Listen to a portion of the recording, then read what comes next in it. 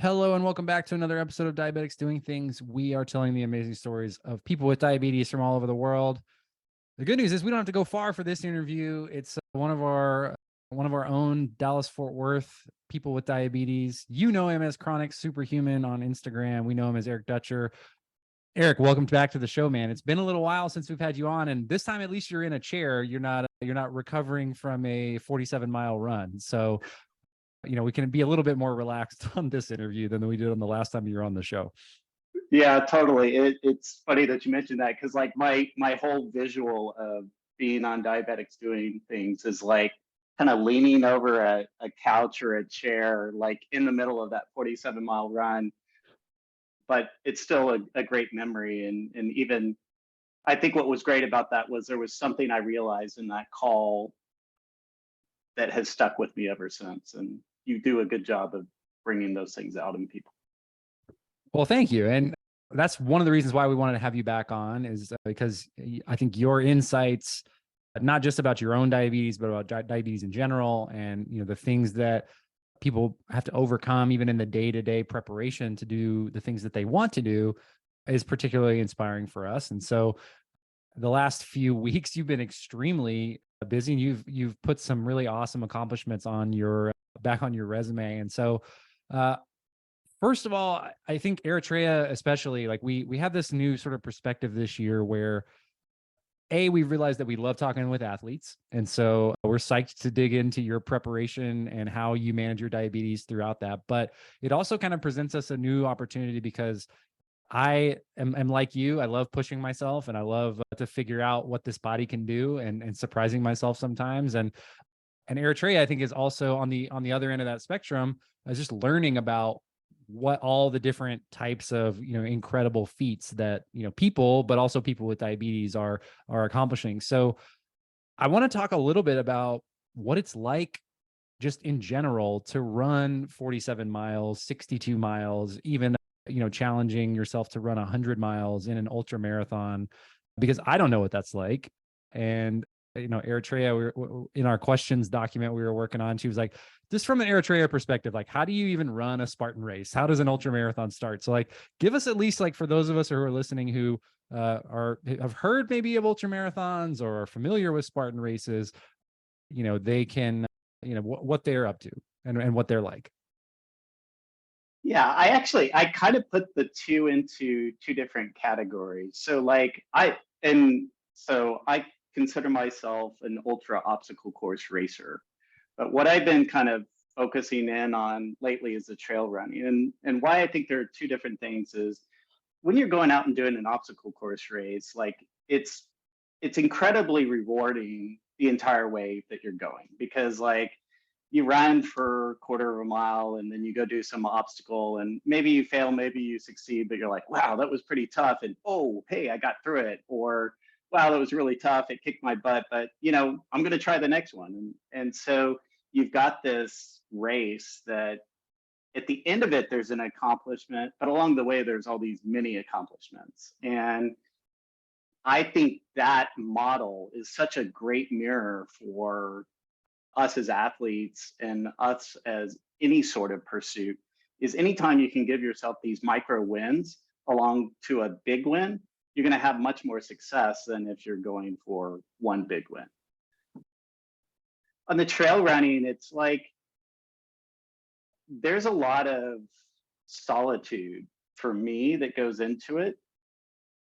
And so, there's a perspective on running out on trail runnings that or doing these long endurance events that it's got to be, oh, you got to embrace the suck, and oh, if you're not dying by the end of it, then you're not. Somebody's got to carry the boats. Yes.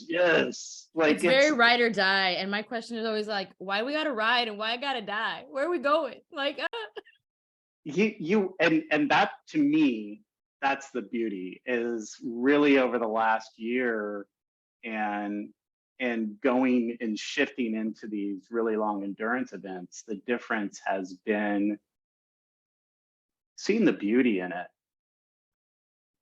When you're out on a trail for almost 24 hours or for over 24 hours, depending on what the race is, you are really out in nature for a really long period of time, and you actually get to notice more things, and your mind starts to, sometimes you start to hallucinate. So some of the stuff you like see isn't actually real, but it's still art, right? But if you can find the art and the appreciation and what you're doing along the way and really enjoy the journey, which is kind of a metaphor for life, enjoy the journey of the run. I think there's it, to me, it can be an incredibly rewarding time of solitude and communion with nature, even to the extent of I start to pick up on things of like, you can see rocks that have moved from the runners in front of you. And now that trail has been forever changed until somebody else comes along and forever changes it. But it gives us much more organic and interactive experience when you're out there for that long period of time. It's interesting to me, and Eritrea kind of touched on it a little bit as well. It's like, it's not all ride or die. Some of it is just like deep meditation, like noticing things like rocks shifting on a trail that are forever changed by the people going through. And, you know, for the runners that will come on, not only that day, but in the future, they won't experience the trail the same way as everybody else. And so it's kind of a weird yin and yang, so to speak, of, and like a dichotomy of like, it is very intense and it is a very difficult athletic feat, but on the other side, it is also meditative, a very inward journey, a lot of time spent with yourself, and very similar to, you know, many years ago, we had some thru hikers with diabetes who were on the podcast, and they basically were saying, you know, thru hiking essentially is basically walking until you've thought all the thoughts. So, you know, you just basically are getting all the thoughts out as you're taking steps. And I imagine that it's very similar on a trail run. Yeah. Oh, absolutely. And it's not that it doesn't hurt, because oh yeah, it hurts, and it's not that it's not hard, because oh yeah, it's hard. But if you can put in your perspective the different lens of what it is that you're doing and the beauty behind it, it's an amazing thing. Yeah. Well, I'd like to talk a little bit about that too, because you have not been an ultra runner your entire life. You also were diagnosed with diabetes. I wouldn't say later in life, but later than the normal time that people associate sort of in the general world with being diagnosed with type 1 diabetes, when you were 26 years old. And you know, we continually have to remind people all over the world is that every year there's a ton of people diagnosed with type 1 diabetes, and it's 50-50 below the age of 18 and above the age of 18. And even with our, you know, our friends in the community who are diagnosed with LADA, sometimes you're not diagnosed with LADA until you're 70 or 80 years old. And so, you know, as we continue to learn about diabetes, like when you get it, really runs the gamut, you know, of, you know, it's kind of a luck of the draw type of situation. So how did that change? I promise I'm going to get around to the actual question here, is like, where did your desire to find ultra, to push yourself to these, you know, amazing feats of distance, where did that come from? And how did you, you know, have those conversations with yourself, you know, regarding your diabetes as you worked to achieve those? Yeah. When I was 26, my diabetes diagnosis was a body slam. Like, it just tossed me to the ground, and that was it. Like, and I probably stayed on the ground for 10 years. And what kept me there was really this kind of fear, and having that fear hold me in that place for so long. Sometimes you don't think you get beyond it. And so really, I didn't come out of that fear with this grand, it wasn't like I woke up one day or read a book or, you know, heard an inspirational speaker and then said, you know what, I'm going to go run 100 miles, or I'm going to attempt 100 miles. There was an invitation. And I think that's the key, is like listening to the invitation that the world offers you. And there was an invitation. My wife saw it, I saw it, and Heather and I went out and ran a 5K survival race. And Like, I mean, the fire jump, we probably could have rolled through the fire and not suffered any burns. You know, the mud was like, you know, nothing. But every little micro win was, you know, intoxicating. And after I started doing one of those, then I said, okay, well, what's the next thing I can do? And what's the next thing I can do? And, you know, that kind of attitude of, okay, well, here's an invitation I'm going to accept. And then accepting more invitations over life. I now look back and I'm like, you kidding me? I actually ran 110 miles across West Texas, pacing somebody that I hadn't even met really before the run. Yeah. So it wasn't a planned progression. And I would still say I'm still figuring out. Like I don't know what my destination is. I just know that I want to be open to what invitations come before me. I love that metaphor of the invite, where it's, you know, you don't have to do this, but here it's on the table for you, and here's how you get there. And I want to talk a little bit more about small wins as well, because I do think that's a great metaphor for life with diabetes. And we talk a lot about that, but we don't really get into how you recognize those wins and you actually celebrate them. But first, I don't want to move too far beyond, you know, you being hit with your diagnosis. And you talked about fear. What did that fear look like and feel like for you? And I, you know, I have only known you as, you know, Chronic Superhuman. And so, you know, you and I have talked, you know, a lot about that journey, but, you know, when you're in those moments, because I imagine that, you know, there are people listening to this podcast who find themselves more resonating with that person than maybe somebody like you are today, or Eritrea and I are today. So what did that look like? What did that feel like, you know, on a day-to-day basis? So most days it felt very trapped in, and it was both on a literal and kind of mental basis. I was actually also in an abusive relationship at the time, and um, part of the abuse actually was related to diabetes. Even it was like, well, you don't want to pump because you don't want anything attached to your body, and I'm like, oh, I guess I don't want anything attached to my body. Like there is a way that my world was controlled, and I was in this really, really dark place. And I think there were things that I didn't know how to figure out. I didn't want to pursue figuring it out just because I felt like there wasn't anything to figure out. Like I had been told what my world would look like, and so my world looked like that. But I think it's really important to know that even though I was sitting in a very dark space, most of the time I didn't realize that the space was dark. And I think there was too many people that would come around and try to flip the lights on and tell me that I was okay, or Pollyanna, the that's probably an old term now, but like, you know, say that like, you know, everything's going to be okay, and the over optimism and the ableism, as we use the term today, that would kind of constantly try to flip the lights on and tell me that I wasn't in a dark space.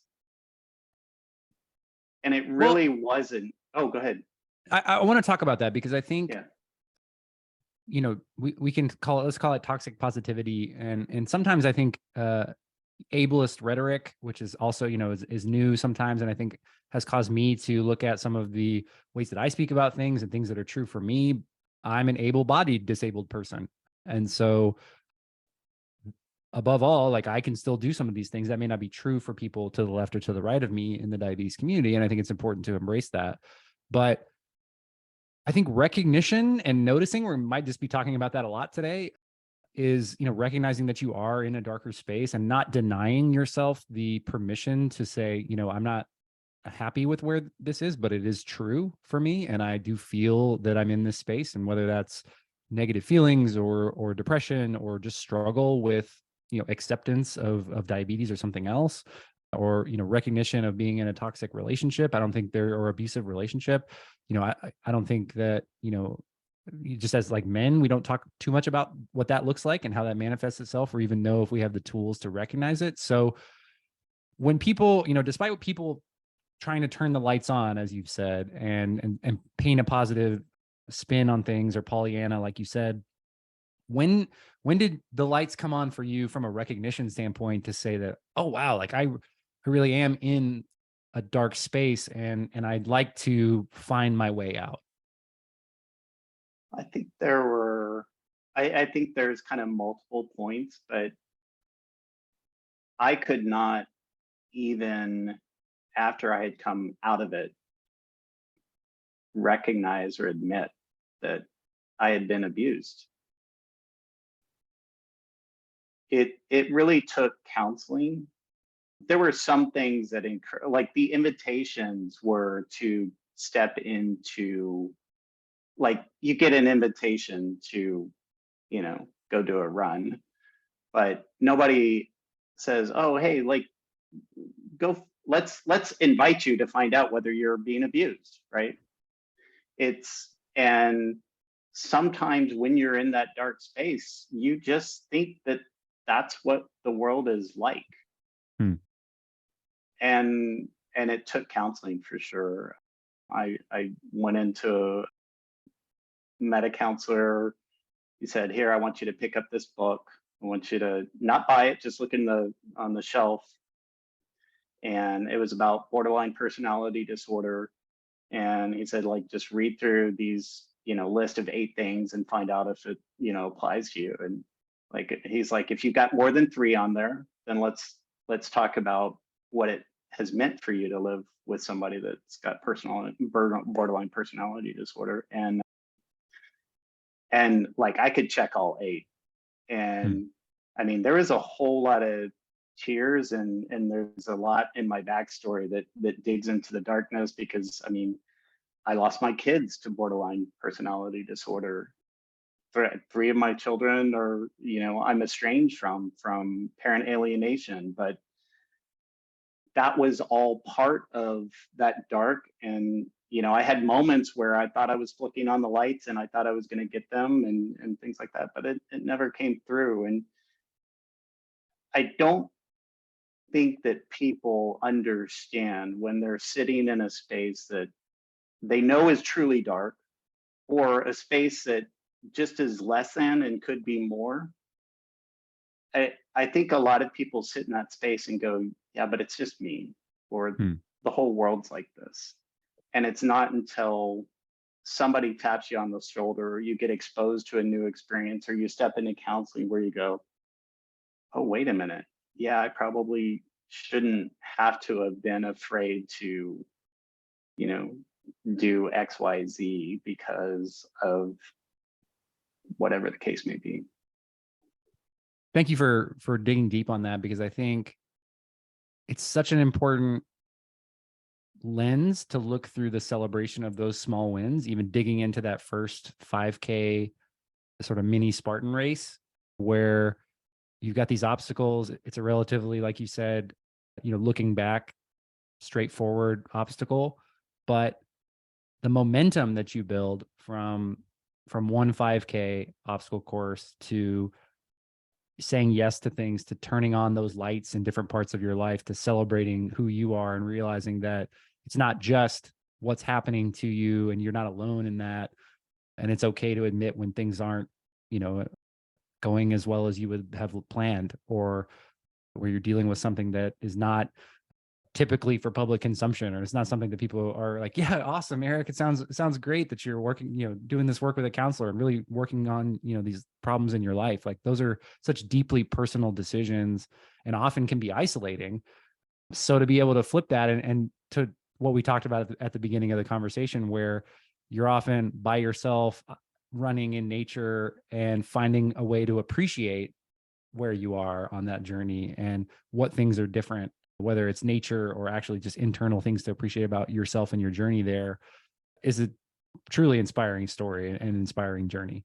Because it's easy to look at you now and say, oh, wow, Eric ran 47 miles on his 47th birthday. And he's got diabetes and he won't let it stop him. And he's doing these amazing races. And, there couldn't have been anything difficult in the beginning part of his story. It looks like he's always had it figured out. Yeah. Now I've been mired in debt. I had to restart my life, literally had to restart my life about 12 years ago. And I, at the cost of losing and having substantial loss in that,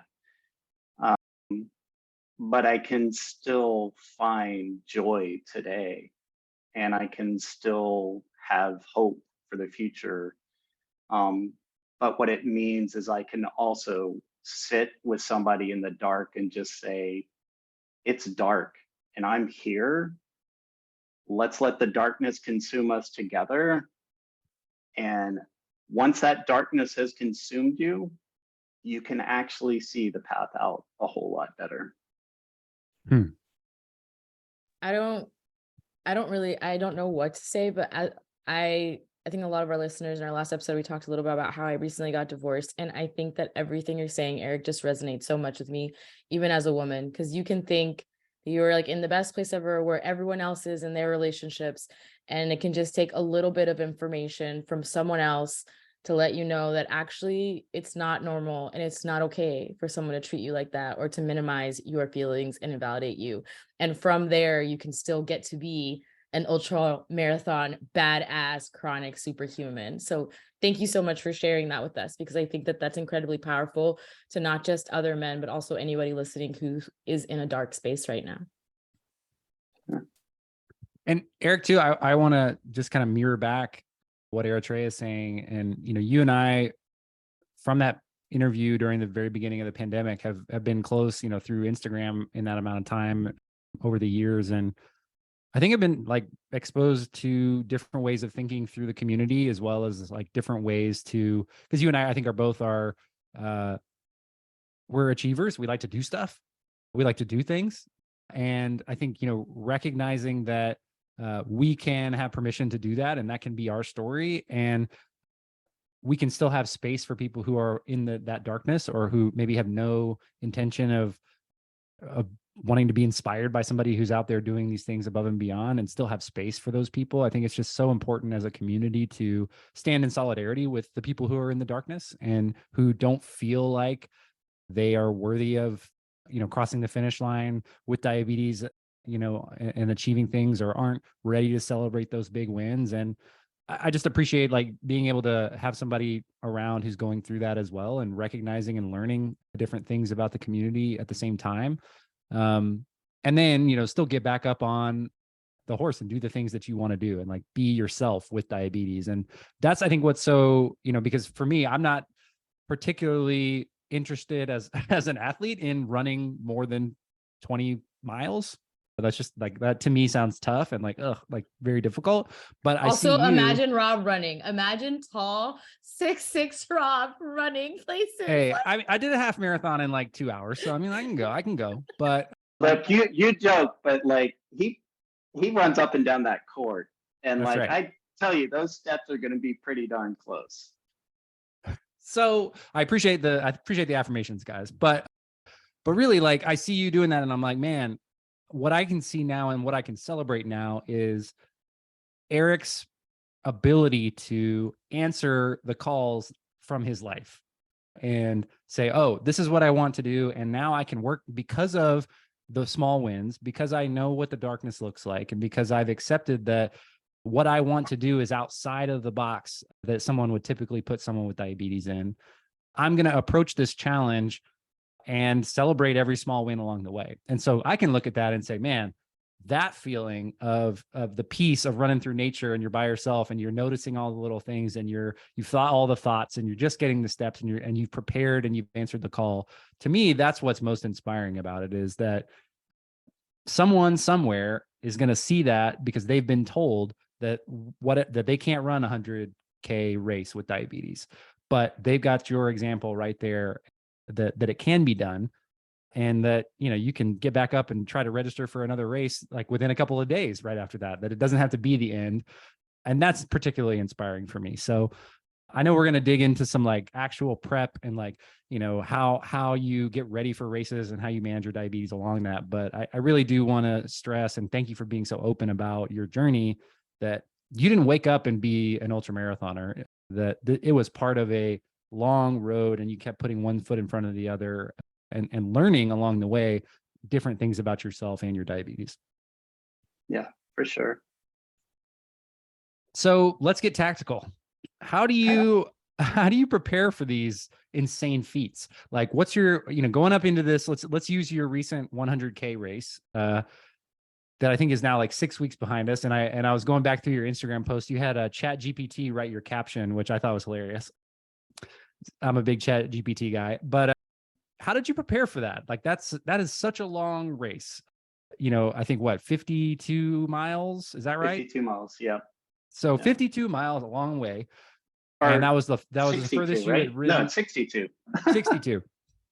So 62 miles, that was the furthest you had run in a race at that point. I know we can talk about Don. Don is a maniac and he ran across Texas and you joined up with him and did that stretch. But how did you prepare for that 100K?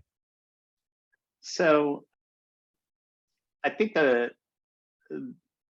it takes a lot of training and practice, but as one might expect, but it really comes into framing, okay, I'm an adaptive athlete, right? And we don't talk about that in the chronic condition space. We think of it more of in the physical space, but like technically we're adapted athletes. And so what is the one thing I can't do? Well, I can't regulate my blood sugars on my own. So everything that I kind of do,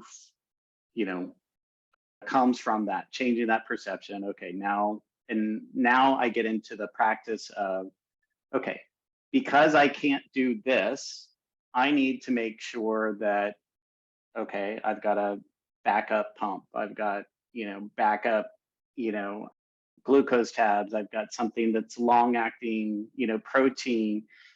I've got drop bags that are full of, like, you should have seen, like I'm carrying in like 5 drop bags into a race that, there's a pump in each one, there's pickled juice, there's like, extra clothes that, that I need. So there's a lot of just the preparation around, if I know how I'm likely to fail and I plan for those failures, then I'm more likely to succeed. And so I do a lot of that. When you get into the actual tactics, I never do a ton of long runs beforehand because they can wear on your body. So I do a lot more of the shorter runs, interval training, fast, slow, and actually there's a lot of research in the endurance community that is really supportive of that. There's Camille, I forget Camille's last name, but man, she's like a massive ultra endurance person that's over, around my age and just killing it, even crushing men's records and stuff like that. She's focusing in on these interval trainings, and so you do that. But the other thing is I've found kind of these tools along the way through talking through other experts about what insulin management should look like.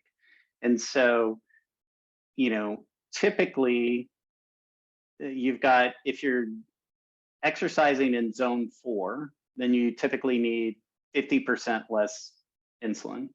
If you're exercising in zone 2, you need 85% less insulin. And it all goes down to how your body's like, releasing energy from stores in order to help propel yourself along. And so, like, when I get ready for the 100K race that morning of, I wake up 2 hours in advance of the race. And the first thing I do is I pre-bolus for a breakfast, because normally I train without eating so that I don't have a lot of insulin on board. That's always key. Like if you have a lot of insulin on board, you're going to struggle exercising. It's just bottom line. So pretty much no matter the sport, you're just going to have some issues. Exactly. And since I know my insulin duration peaks about 2 hours in advance, I want to take my insulin, 2 hours before my meal. After I've taken that, I immediately take my basal rate and reduce it down. by the 85%. 30 minutes in, I'm eating a meal. And then after I eat the meal, well, then it's about time to go get ready for the race site. So you can kind of see that you really, the bigger the event, the more kind of spacing out of thinking ahead, things that you have to do. But the rest of it is really just around, okay, where are my points of failure that are going to happen along the way, and what is my action? And then like the practice that you do really is around not just about training your body, but the practice is trying to create more failure-like events so that you've recovered from those failures. What kind of failure type events, would, typically are you working to prepare for? And I mean, I could probably think of some, but I imagine like in your prep, like you said, you're not just running 75 miles up or, 75K up, pre, race day. You're doing your intervals, you're working on those failure events. Like what kind of events are you working on? Sure. So a big one is muscle cramps. Long races, especially I don't know these stats, but I feel like since I've had diabetes, I cramp up more often. Seems logical that it'd mess with that too. It messes with everything else, right? Yep. So, working out cramps, I found the reason why I reference pickled juice is, some people use salt tablets, some people use other like electrolytes and whatnot. In Texas, we use pickle juice, baby. Look, I'm telling you, like the minute it hits your mouth, like it releases the tension, and that's the thing. So I know there's tons of people that are like probably crash their car, like listening to this and going, "Oh, that's disgusting," but I'm telling you, it works immediately. So there's the physical things like that, and actually in the was it the 100K? Yeah, on the 100K run, I was at one spot where I thought I had done something to my Achilles tendon. And it was, I mean, it was giving me some sass. Like that thing was talking to me and it was like, you are getting off this course. You will not do like, and being able to work through, is this a pain that is telling me to stop? Or is this a pain that is just alerting me to something that I need to change?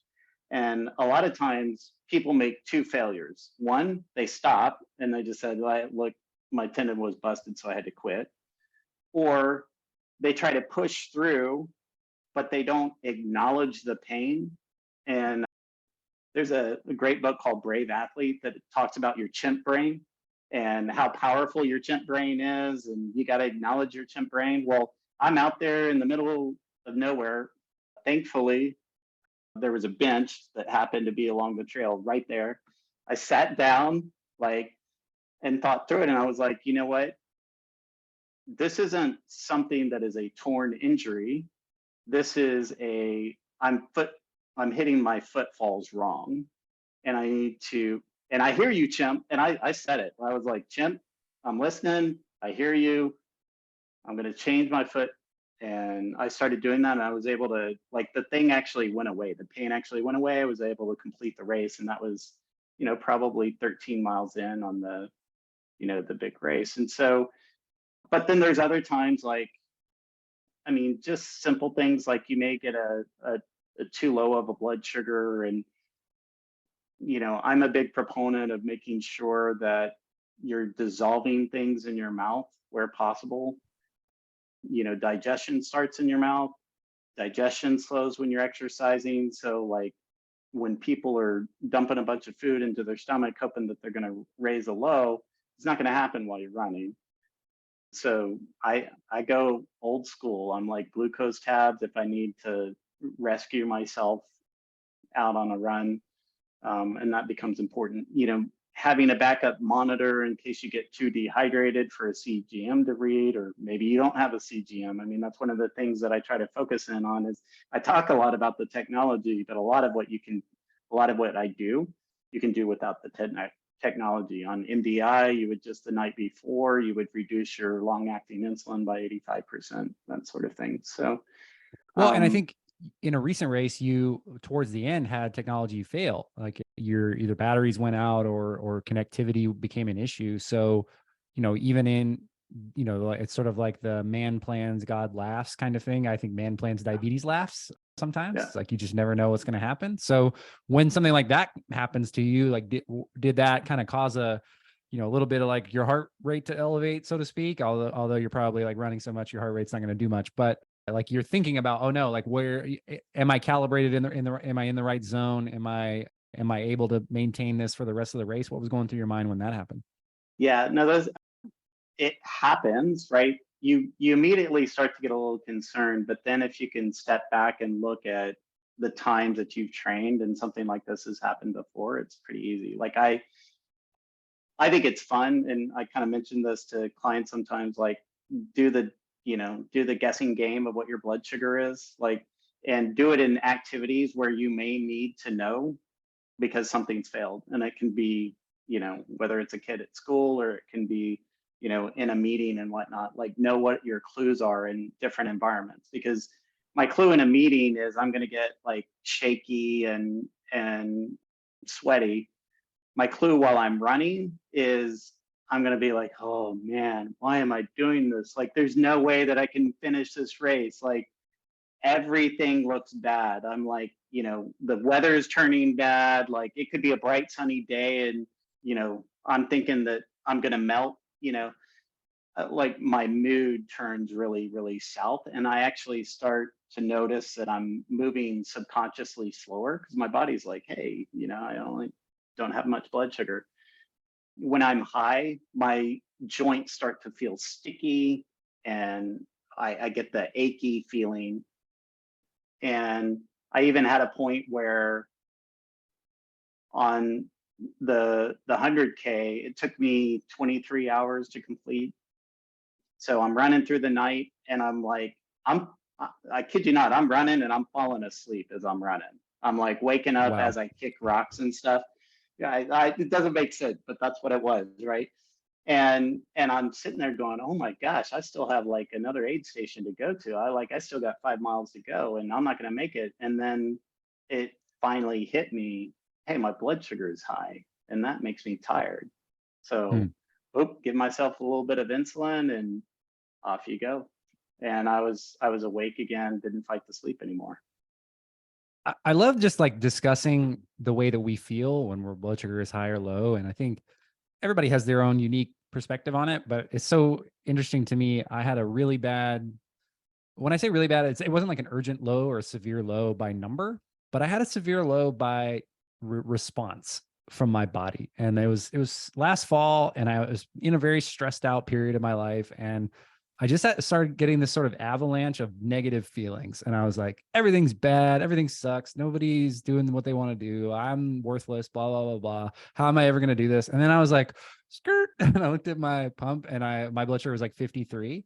And I was like, oh, like, am I really down and depressed and like down on my luck, or is my blood sugar just low? And just that like awareness, that was the first time that it clicked for me of like, oh yeah, the way you feel is related to what your blood sugar is.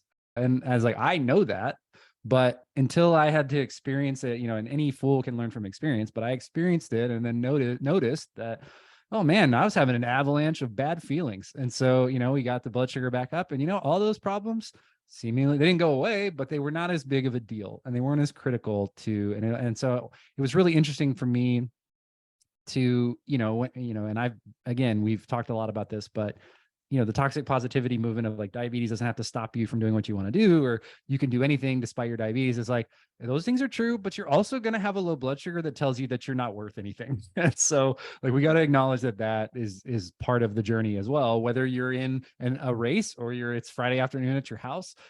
Those feelings are true, and you can still do whatever you want to do alongside it. It's just kind of repositioning the thinking. It has to be the perfect moment for me to tell Eric, I don't know if you're a Harry Potter fan or not, but I always say that diabetes is a Horcrux. It's like when they're wearing the necklace and it like makes them act all weird. It's like, why am I in a bad mood? Why do I not feel good? Oh, my blood sugar was high this morning and I'm just now leveling out. Like sometimes you just gotta ride that weirdo diabetes wave, let it crash over you and move on, girlfriend, because it could take you out. So I feel Oh, you. and I love the meme accounts whenever it's like, when somebody asks you something when your blood sugar is high or your blood sugar is low, you just like, you snap at them. I think we've all been there. So yeah, sorry to the people that I've definitely. Why are you low while you're low? Girl, I will hit you. Get away from me. Wrong question to ask. But I think, it's really cool to see your response and your awareness of those in these races, because I think whether you're walking to class or walking to a meeting, it's really important that your own signs. And Eritrea and I have talked about this before, because she, after a long time with diabetes, over 20 years, suffers from hypo unawareness, which is very common. And again, you kind of have to recalibrate yourself, because we can become so dependent on this amazing technology that everyone should have access to in the continuous glucose monitor space. But we can't totally rely on it, because sometimes it just messes up because it's not perfect. It's just technology. And whether you're in the middle of the woods with 5 miles to go in a race, or you're in the office and you're in a meeting, or you're on an airplane, or whatever the case may be, you need to know what you feel like when your blood sugar is out of range. For sure. Yeah. So crossing the finish line. Oh, go ahead. Go ahead. No. I was just going to say, so you're 5 miles out. It's the middle of the night. You're falling asleep. You give yourself some insulin. You make it to the finish line. You cross the finish line, 100K. What did that feel like? It was incredible. It's funny, like that particular race, like the hardest part of the course was like it was a half mile from the end of the race. Don't you love how they do that? It was a 2-loop race. And so like, it just, yeah. So, I mean, going up there, it's really surreal. I think when you get to the end of those, and I think every race I get to the end of it, I'm like, yeah, I'm done. I don't need to go further. I don't need to push myself farther. I'm glad I got this. But there is this sense of when you start looking at things that are completely absurd, which running 100K is completely absurd. And then you said it, not me. it. You said it, not me. I did. It's completely absurd. And you do it. It's amazing how you can actually apply that in other areas of your life. And you go, wow, like everybody thought that was absurd. And maybe it is, but maybe also too, like the dichotomy, it's also possible sometimes. And so, wow.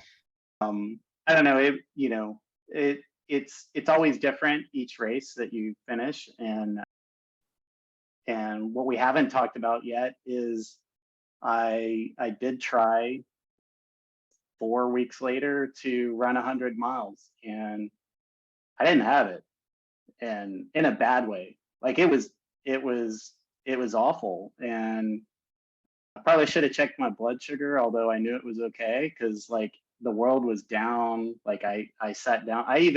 I'm sitting there, like I finished the first loop of a 5-loop race, which meant I had done 20 miles.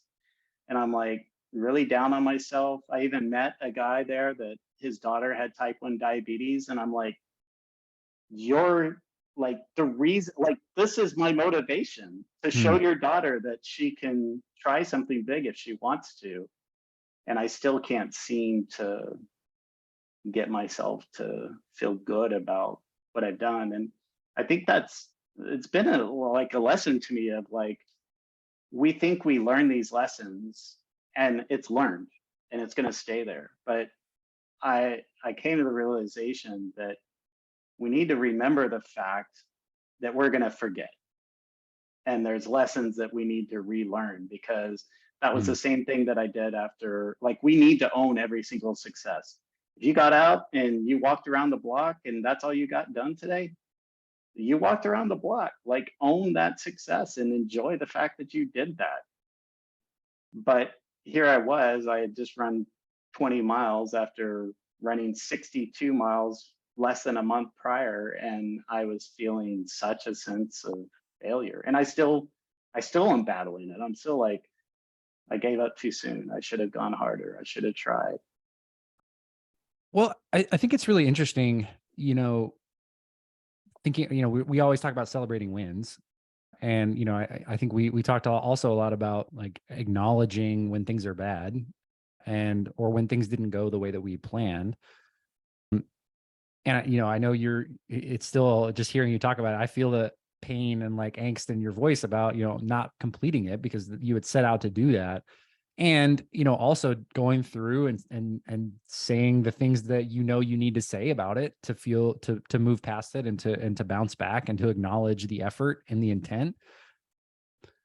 I've had to do that myself too. And I think the biggest part is like, can I look at what happened, good or bad, without judgment and not get too high on the victories and not get too low on the defeats and kind of zoom out a little bit. And, I think where I'm trying to be, and this is again, like the most jock sports thing of all time, but I look at an organization like the San Antonio Spurs. They made the NBA playoffs 21 straight seasons. It was the longest in NBA history. They only had the best record one time in those 21 years. They only won 5 championships but they won 5 championships out of the 21. But over the course of that 21 years, they did more things right than wrong. And they certainly lost games. They lost games they should have won. They made mistakes, but they had a framework and a culture of doing more things right than wrong. And when you zoom out over time, they were able to accomplish something that nobody else has been able to accomplish in that same time frame. And so I have tried now as myself to, if I need to sleep for 12 hours, is something I've learned about myself. Like sometimes if I'm like really down on energy and I haven't been able to bounce back, or I've been pushing myself too hard without really recognizing it, I've just got to sleep for 12 or 14 hours. And that's like a teenager thing that you do. It's not like, you don't hear a lot of like podcasters talking about, oh, you know what I need to do today? Nothing but sleep. And I've had to release my judgment of myself on that to say, this is just what I need in this moment. And so I would encourage you as well, and anybody out there, like whatever the feat is, and like sometimes, like you said, it makes it worse when you encounter people who you want to inspire and you're like, oh yes, I should be taking, I could be taking this person who I've met whose daughter has type 1 and adding it as fuel to my fire and continuing this race. But it's not a failure if you don't. And it reminded me of a time I went to the Big 3 basketball league tryout 2 years ago. And right at like the last minute, I like tweaked an ankle, which had nothing to do with my diabetes. I just tweaked an ankle, and I was to the point where I'm not going to lace this up and keep going. I'm just going to pull myself out. Like I'm not going to, it is what it is. And so I went over to the trainer and I got some ice, and he noticed my sensor and he was like, hey, what's up with this sensor over here? And I was like, oh, that's my, continuous glucose monitor. I have diabetes. And I showed him my pump. I had it on. He's like, oh man, you should be proud just to be out here. And that kind of clicked for me in that moment. And I was like, oh yeah, you're right. Like nobody else is out here with this. And so just giving yourself credit for showing up, doing the work and giving it a try. And, I'm a big, also like, very old school where I don't want to give you a participation trophy and things like that. I don't know. That's just kind of how we're built, I think. But allowing yourself the space to fail without judgment is an essential part of being an athlete, being a human, being a person with diabetes.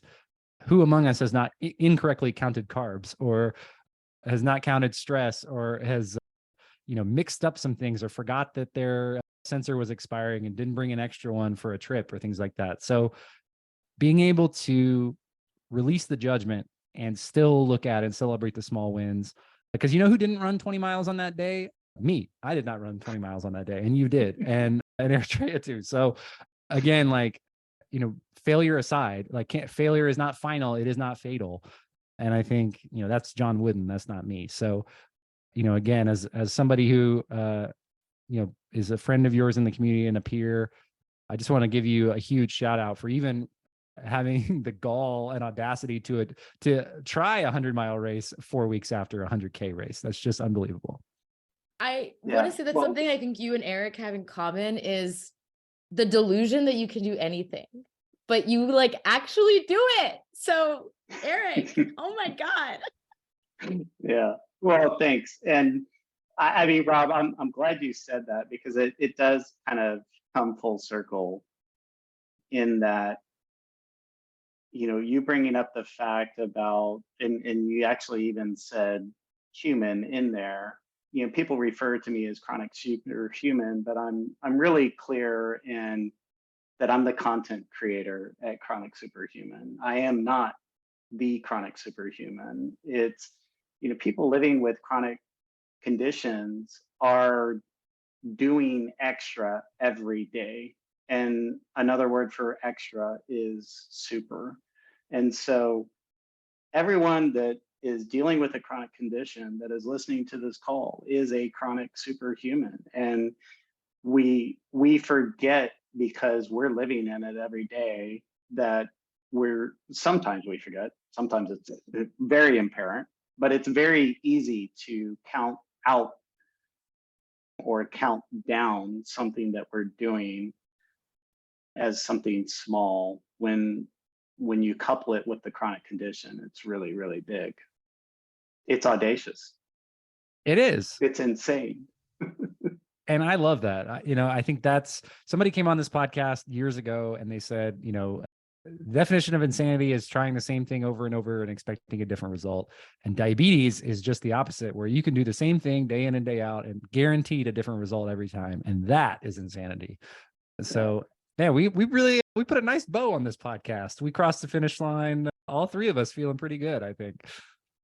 Yeah. Eric, man, you are an awesome inspiration to so many out there. And I'm happy to call you a friend, and excited that you're here in DFW, because we got some cool DFW stuff coming up that we're very excited to announce here very shortly. So all the listeners who are in the DFW area, or maybe want to just fly in for an event coming up soon, we've got some very exciting news for you guys that we're going to announce very shortly through all of our Diabetics Doing Things channels. So keep it locked. Be sure to give Eric Dutcher, the content creator behind Chronic Superhuman, a follow. And for all you chronic superhumans out there, we've been Rob, Eritrea, and Eric. This has been Diabetics Doing Things. Thanks so much for listening. Bye.